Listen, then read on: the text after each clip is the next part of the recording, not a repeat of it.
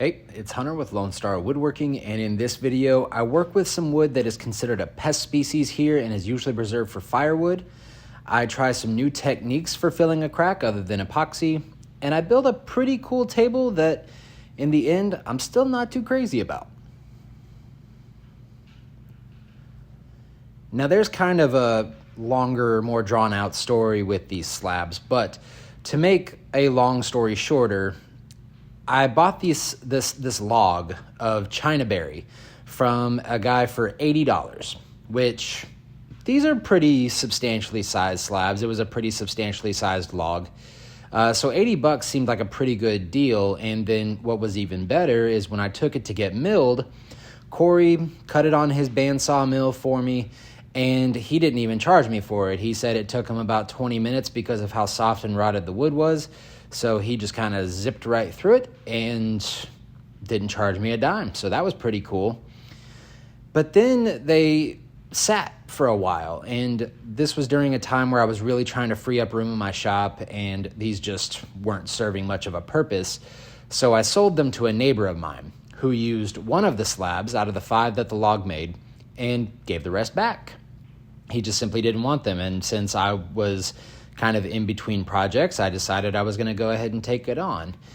And this, what you've seen up to this point, is after I got them back and I decided to sand them to see if maybe I was working with trash or treasure, because these things were so dirty and molded and had a bunch of fungus growing all over it that I wasn't entirely sure if it was going to be worth it. But it looked pretty good, so from here, I'm taking it to Crafts Logworks, and I'm just having these slabs skip planed. I don't want them planed all the way down just yet because I just don't need that at this point, and it's more money to do so. And after they get back from skip planing, I'm going to decide which slabs are going to make up the main tabletop. And I want the tabletop to be a circle. And these were the 2 slabs that I chose to be the candidates for it because they were the most solid, they had the least amount of bug holes, they were less rotted than the other 2. So I decided that these were the ones I was going to go with. And in order to make the circle that I wanted, I needed to cut this small one in half. So that's exactly what I did. And the technique that I'm going to be using to join these together is one that you have seen 4 Eyes Furniture do quite a bit if you watch that channel. I think he's done it 3 or 4 times, which that may not seem like a lot, but for this particular technique, it's a lot of times. So I'm just figuring out how exactly I want these live edges to kind of come together. And the idea here is to make them seamless. I want to glue them together so that they create one big slab. And the way you have to do that is kind of figure out where your layout is, and then I'm just kind of following the grain here. It's arbitrary. I don't actually have a plan or a care in the world how well the cut looks, because one, this wood is so soft that whenever I clamp it all together, I can probably squeeze out any little imperfections and just make them flatten out. But I mean, yeah, overall, I just really wasn't that concerned with how the cut looked. I just tried to follow the grain as best as I possibly could. And then I trace out the shape of the shape of the smaller ones to the shape of the big one and mark my areas to cut. From there, using the exact same method, I'm taking my jigsaw and just going right along my line. Now, this may sound a little bit strange, but I'm actually not too concerned about how my lines look at this point either. I just need the slabs to come together relatively close, kinda like this. So you can see here, there's definitely some really big gaps in the seams, and that is okay because, again, we're not really trying to make these things come together perfectly at this point. But I wanted to show you that this is just kind of what it looks like if you're doing this without a CNC.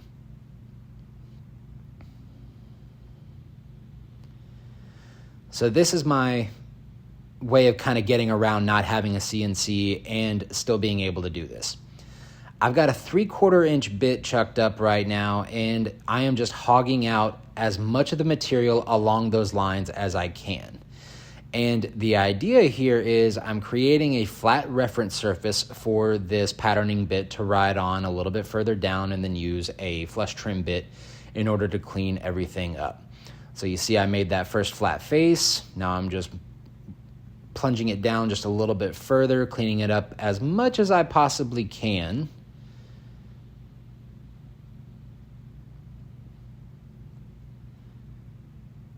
And then now you can see the seam is a lot tighter.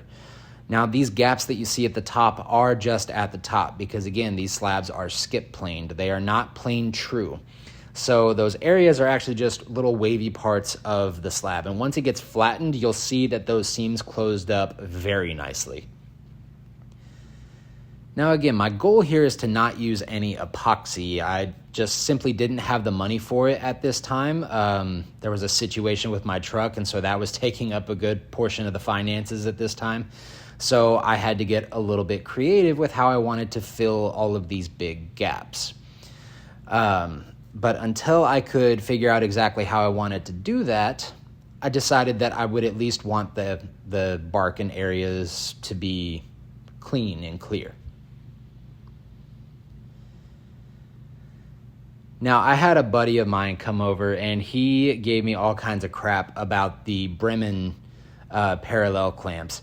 I don't care what anyone says. The Harbor Freight line of tools is so good for the price. You'd be stupid to not actually consider them. Like, yes, obviously Jet, Jorgensen, and Bessie are going to be some of the better options for it, but those Bremen parallel clamps did just fine. Now I'm cutting this into a circle initially because I don't want to take those slabs just as they were over to Crafts Logworks again, because he does charge by the square foot whenever it comes to flattening. So I wanted to minimize the amount of square footage he was going to have to deal with in order to lessen the amount it was going to take out of my wallet. But before I did that, because of how soft and rotted this wood was, I wanted to stabilize it with some penetrating epoxy, which is what you see me doing here. And you can just see it's drinking it up. There was really not enough that I could put in there. So eventually I had to call enough and just took it over there anyway. Now I'm going to breeze through this because the idea that I had here was to use the same wood, so the other two slabs, and make legs. But this really didn't pan out the way that I wanted it to. These legs were just so brittle and falling apart, riddled with bug holes, riddled with rot. It just wasn't going to go my way. So I unfortunately abandoned that idea. I think that would have been a really cool look for this table, at least the base idea that I had in mind, but it just didn't work out. And now you can see that the slab is totally flat, and in those areas where the slabs are glued together, they closed up rather nicely. I can't really ask for much better than how they closed up. Now, unfortunately, when Jason flattened these, he busted all the way through that penetrating epoxy coat. So I thinned out another batch of epoxy even more with more mineral spirits so that it was basically less viscous than water. And you saw how much it was drinking up, and that's exactly what I wanted to see. So I just kept going until it stopped this time. Now that initial sanding pass was just to knock down all of the high epoxy spots, so that way I can start planning out these splines. And this is something that I went back and forth on whether or not I actually even wanted to do it, because I don't know, I've never liked the look. I've never really been a fan of how this looks in the end, but I had some cherry left over from another project that I did that I didn't film because it was just a little antique stool restoration. And the person that wanted me to do it had this big 3/4 inch, 12 inch wide thing of cherry that she wanted me to use for the legs. And she just let me keep it after everything was done. So I figured, okay, cool, I already have that material on hand and it's free, so why not? And plus I've never done this, so it'll be a chance to kind of exercise a new skill, because I'm not very good at these inlays, and if inlays require chisels, then I might as well just forget about it because it's not going to end up very well. But with a router, I'm pretty good. And now I'm just actually cutting out the splines that I'm going to be using for these things. Again, it's just cherry. These are only 7-inch rods, so I needed to put that little auxiliary fence right there, or auxiliary stop block. And my camera actually ran out of storage by the time I got to this point, but basically the holes, or the mortises, the cutouts, are from a 1/2-inch router bit, so you just had to use a 1/4-inch roundover bit in order to make these splines actually fit. And I hope that made sense. If it didn't, go ahead and drop a comment, because chances are if you have that question, someone else has that question. And while we're on the topic, if you've made it this far and you've enjoyed what you've seen, I would really appreciate a like and subscribe. It helps to grow the channel, and I do have these lofty aspirations of quitting my day job and being a full-time woodworking YouTuber creator guy, because this is just truly what I love doing. It might be a pipe dream, but honestly, I'll never know unless you come along for the ride. So if you think a like, a subscription, a comment, whether it's a critique or a compliment, I welcome all of it. Now, I do want to point out that this video is rather short. It's only about 17 minutes long, and that's kind of intentional, because I once claimed that I was an educational type of channel, and I really don't think that I'm experienced enough or knowledgeable enough to really put myself on that kind of pedestal. So if there's anything that I'm doing that you're confused on, go ahead and please drop that question. Or if you would like me to be more in depth with the things that I do and why I do them and how I do them, I'd welcome that critique all the same, because I do know that I kind of blast through all this. Like right there, I was filling a bunch of stuff with Thixo. You may not even know what Thixo is. You may not know what it does. You may not know why I specifically chose it, and all of that is perfectly okay. But for the sake of keeping everyone's attention and kind of making this a more interesting video, I kind of forego those little details.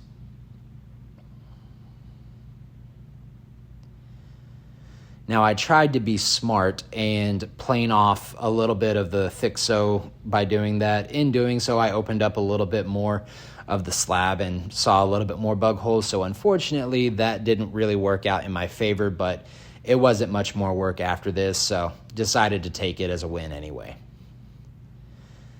And now we're just sanding. Lots of sanding. I had to sand the top again because the glue and the Thixo was making it an uneven surface, and I needed something flat for my router to ride against whenever I used this flush trim bit. Now, at this point, I was getting kind of excited because it was just, the end of a project, and I really look forward to the ends of projects, as most people do. I enjoy the process, but I also enjoy when they end. This is the few bug holes that I opened up a little bit. You can see some of the Thixo that I was able to shove back in that other bug hole, but, this is just kind of part of it, especially when you're using bug hole riddled wood like this one. Now, this is an area that I tried to fill with some CA glue. You can see that it really doesn't look good. The dust or dirt or whatever that was caught in there whenever I applied the CA glue that I just, for some reason, either couldn't see or ignored whenever I initially put it on there, you can still see it, and it looks god-awful.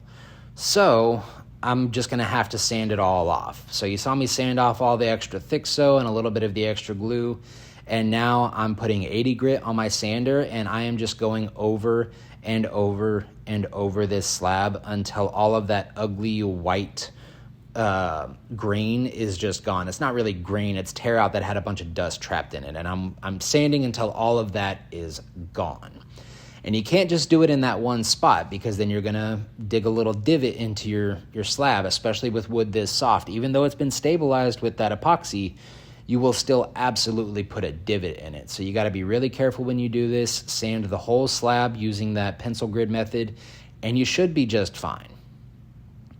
From there, it was using a relatively high grit. I think it was at 180 here, and just sanding the sides off so that way I didn't rip out any of that extra epoxy. Now, I didn't really want to take a big chamfer bit to this because I was just going to expose even more bug holes and create more work for myself. So I just put some 400 grit on a soft pad and went around it with my hands.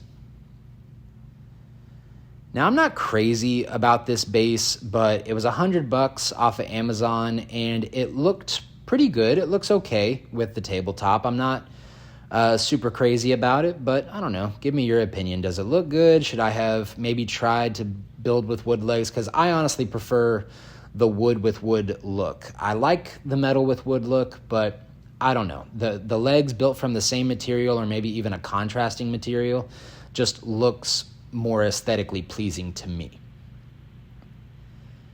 Now, this base was a little bit wonky in how it was constructed for my purposes, because usually I would do this with threaded inserts, but that just really wasn't an option at this point.